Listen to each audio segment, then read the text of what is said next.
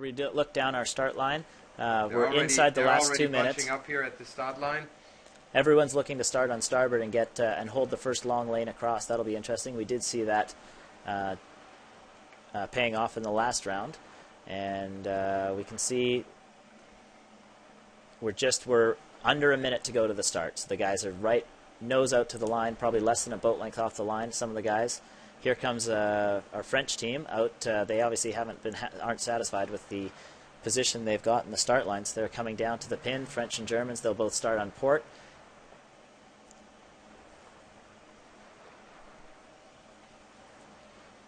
We'll shortly see them all put their bows down, accelerate. There they go, and the race is off.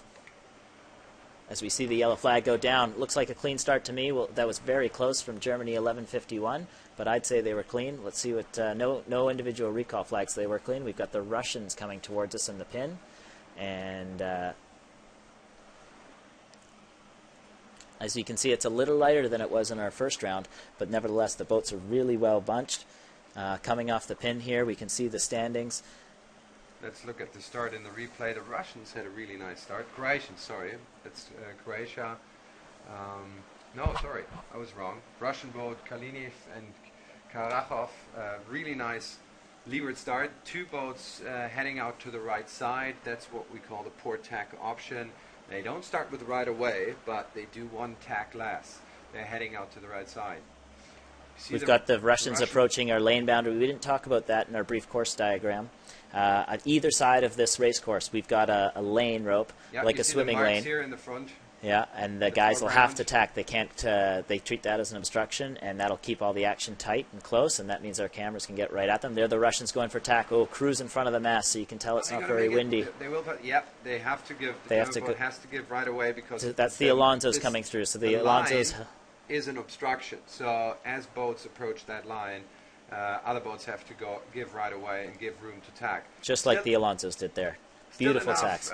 Still enough room for the German boat. They don't have. They do have clean air. Now we can get a little bit of perspective. So the German boat who took the port tack option is now in on starboard, and they'll have a cross here with the Russians who won the start from our estimation. Let's see if the Russians can get across from it looks like they will, and so will the Spanish. That means the Alonso brothers, who sailed so well in qualifying and then had a tough time in Gold Fleet, are in the lead of this race. No one's crossed them yet. They're really smooth in these conditions, so that they'll be looking to have a good series here and move on to the next round. They are closely followed from the German boat, and on the points, they're actually tied at the moment. So the Spanish and the German boat both have 4 points. The lead is switching on our virtual leaderboard all the time. It's going to be a close race between these guys, but the Russian boat is not out of the question as to qualify for the next round either. There we go. The Alonso brothers obviously decided they're at their ley line, and there they come into the windward mark. In the lead. Germany, yeah, as you said, tied in on second, and the Russians in third as they come around the windward mark and hoist their spinnakers. We can see the wind is quite a bit lighter than it was, but they're still getting around without any problems. So do they go for a straight set, or do they jibe set? Looks like a straight set so far. Yep. Tobias shot about following them. Everyone wants to keep going, avoid that jibe set, which is a little bit costly. In terms of momentum, it sure is. Oh, there's a great look at our leaders coming at our cameras. Beautiful there. If you can just pan out a bit, brilliant. And you can see our replay there on the virtual. Yeah, the Alonso's will come. You can see how close the boats are together. It's amazing. Look at the Alonso's driving there. Sorry, Marcus, we're fighting over the controls. That's okay. The Alonso's come into a beautiful jibe there. They're our leaders. And oh, here's Tobias. He's soaked really low. You see the Russians, they're going to try and mirror his jibing and jibe at the same time as them. So Tobias is trying to soak really low so he can get through to the other side. And slow, whilst the Russians are trying to keep the momentum and keep the speed. The Russians actually initiated that jibing duel, so Tobias will be under a lot of pressure here. He's an Olympian. He's been under pressure before, but we'll see. It looks to me like the Russians are passing as they go by. They just predicted where Tobias would jibe by an instant, and there they go. They're about to steal his thunder. Here we can see it in a replay. The Russian boat rolling the German boat. going over them. Let's go back to the camera, and you can see how slow they're going now. You know, Yeah, Tobias has done well. He hasn't given up his lane just yet. But the Russians will be in better breeze for sure. And there you can see Tobias, the air coming out of his spinnaker, it flattens a little bit, and he's really suffering here. The Spanish boat has taken off. They've got a substantial lead now. Yeah, they're coming around the leeward mark already, coming to this close side. We did see the close side pay dividends in the last race. These guys are really smooth in these conditions as well. So that's the end of lap 1.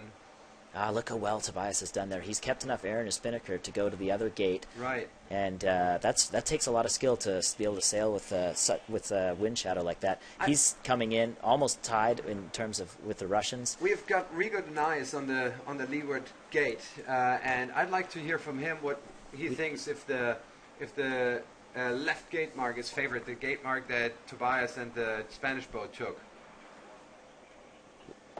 I feel that the starboard gate is definitely better. The one that that the Russian and the Danish are taking.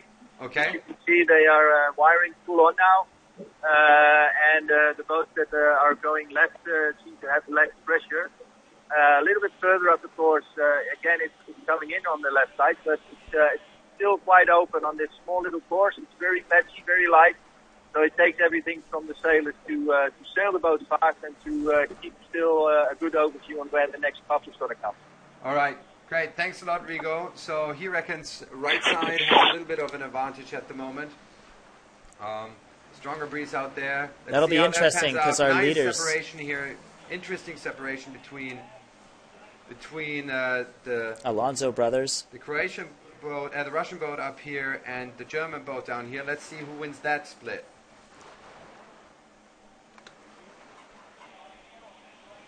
Germans just coming back, and the Russians come. So we'll see. It looks like the Germans are ahead to my eye.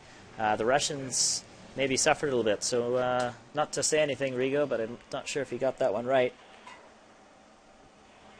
Maybe I'm wrong, though.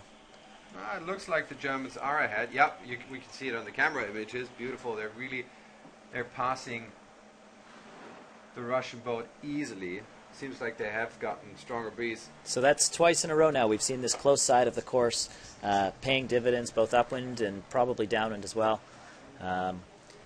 Interesting that we can see the Spanish now approaching the windward mark again. These are really quick races, so it's not surprising to see that the action's so compact. The Spanish have been able to pull out a wonderful lead, as we said. They were really clean on the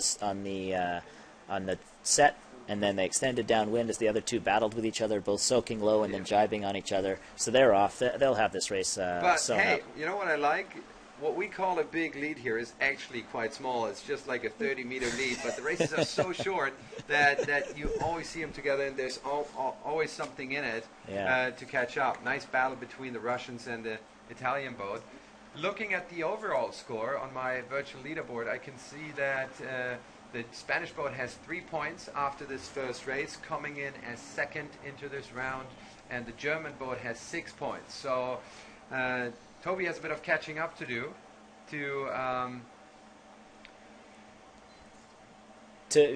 well, as you're talking about, Marcus, what we're saying is there'll be 3 races this round, but only one team will move on to the next round. That's the winner of this race. So it's so important for the guys to get to the top billing. As we see tight battles all the way around the course, we've got the Russians now under threat from the French. They'll be fighting the whole way down the course here. It's brilliant shots there, James. Thanks for that.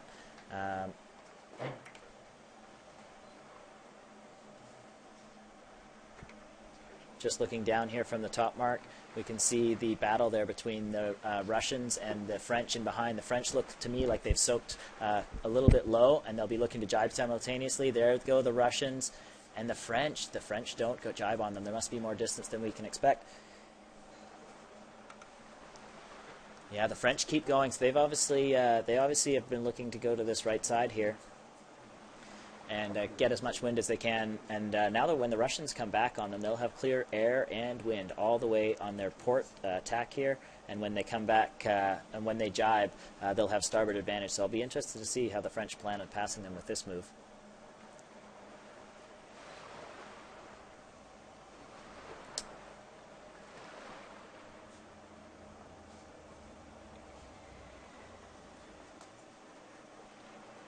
That's the Spanish just going through the start line, or the finish line there, and now we see, so the Spanish have already won, they've just won the race, and here come the Germans, Tobias Schadewalt into second.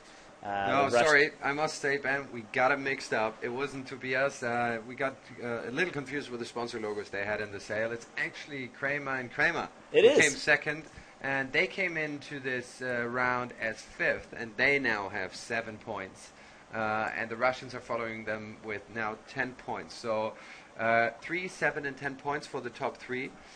Tobias Schadewald was actually fifth in this race, and well, he's not finished yet. We can just see the third place boat crossing the line. That's the Russians. And now we've got the French coming through in fourth. Which French team is that, Marcus? fourth place is Ribot and Di Fasano. Oh, fantastic. Those guys obviously had a good day of Gold Fleet and moved up. They had suffered in our really windy day, so good for them. So we can look at the overall score. Let's get that in. In first place, after one race of round two, it's the Spanish boat, 3 points. Second place, 6 points for Toby Schadewald and Oliver Levine. And third place, the German boat that just caught up a bit, Kramer and Kramer.